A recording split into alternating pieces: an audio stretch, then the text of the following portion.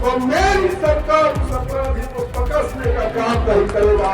पहले मतदान कीजिएगा, उसके बाद जलपान कीजिएगा।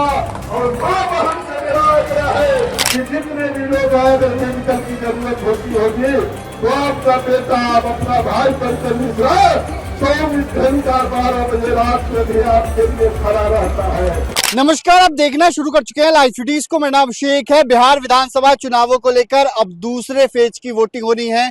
11 नवंबर को पहले फेज की वोटिंग बिहार के 121 विधानसभा क्षेत्रों में 6 नवंबर को हो चुकी है और दूसरे फेज की वोटिंग 122 विधानसभा क्षेत्रों में होनी है।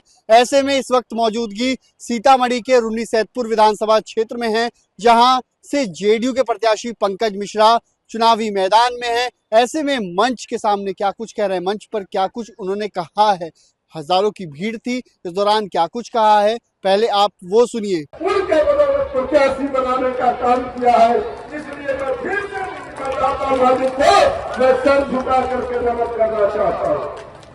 भाइयों, मैं एक चीज फिर आपको आज कह देना चाहता हूँ कि आप लोग इस बात के लिए निश्चिंत रहिए कि आपका बेटा आपके रुन्नीसैदपुर को मान सम्मान और प्रतिष्ठा बढ़ाने का काम करेगा और इस रुन्नीसैदपुर का झंडा बिहार में ऊंचा करने का काम करेगा।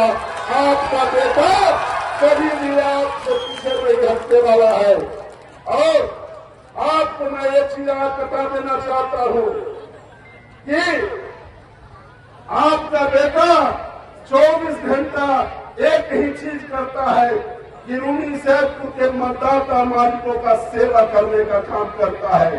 12 बजे रात में भी आपको अगर मेडिकल के किसी व्यवस्था की जरूरत है, यहाँ के जितने लोग बैठे हुए हैं उन लोगों को इस बात की जानकारी होगी कि जितने भी लोग अगर मेडिकल की जरूरत होती होगी तो आपका बेटा आप अपना भाई बनकर मिश्रा 24 घंटा 12 बजे रात में भी आपके लिए खड़ा रहता है। और आपको एक चीज मैं और कह देना चाहता हूँ, इस रुन्नीसैदपुर को मैं अपराध मुक्त रुन्नीसैदपुर बनाना चाहता हूँ। कोई भी अपराधी अगर करने का प्रयास करेगा तो मेरी सरकार उस अपराधी को पकड़ने का काम नहीं करेगा।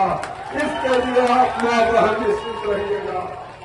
तीसरा चीज मैं कहना चाहता हूँ कि आपका बेटा 24 घंटा में 18 घंटा एक ही चीज सोचता है कि रुन्नीसैदपुर की मतदाता मालिकों का हित का काम कैसे होगा और उस हित की काम के लिए आपका बेटा 24 घंटा आपके इंतजार में खड़ा रहता है।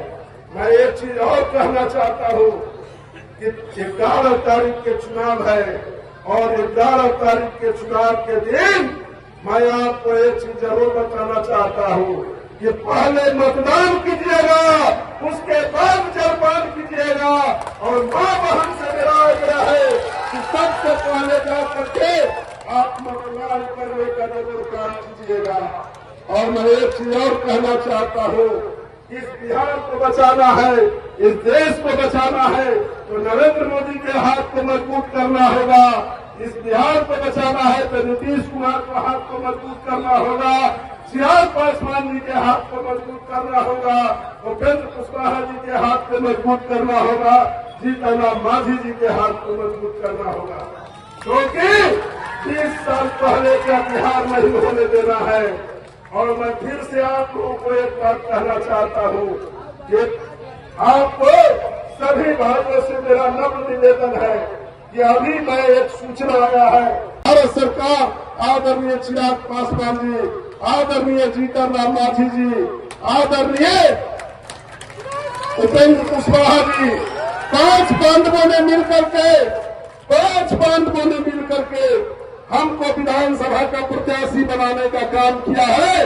और किसके बदौलत किया है तो यहाँ उपेंद्र कुशवाहा जिंदाबाद, नरेंद्र मोदी जिंदाबाद, नीतीश कुमार जिंदाबाद, रुन्नीसैदपुर के मतदाता मालिक जिंदाबाद, सारे माता बहन को जिंदाबाद, जिंदाबाद।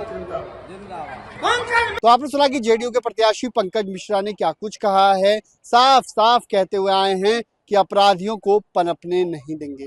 कई बातें कही हैं उन्होंने, अपराधियों को खुली चुनौती दी है, खुला चैलेंज दिया है, अपराधियों को पनपने नहीं देंगे। बड़ी बातें कही हैं और साथ ही साथ अपनी बातें भी बताई हैं किस तरीके से पांचों पांडवों का गठबंधन है, चिराग पासवान हो, चाहे उपेंद्र कुशवाहा हो, जीतन राम मांझी हो, नीतीश कुमार हो, नरेंद्र मोदी की जोड़ी है। तो क्या रून्नीसैदपुर विधानसभा में जीत पाएगी जेडीयू, क्योंकि जेडीयू एनडीए से जेडीयू के प्रत्याशी यहां से चुनावी मैदान में हैं। देखना होगा क्या कुछ होगा। फिलहाल बने रहिए लाइव सिटीज के साथ।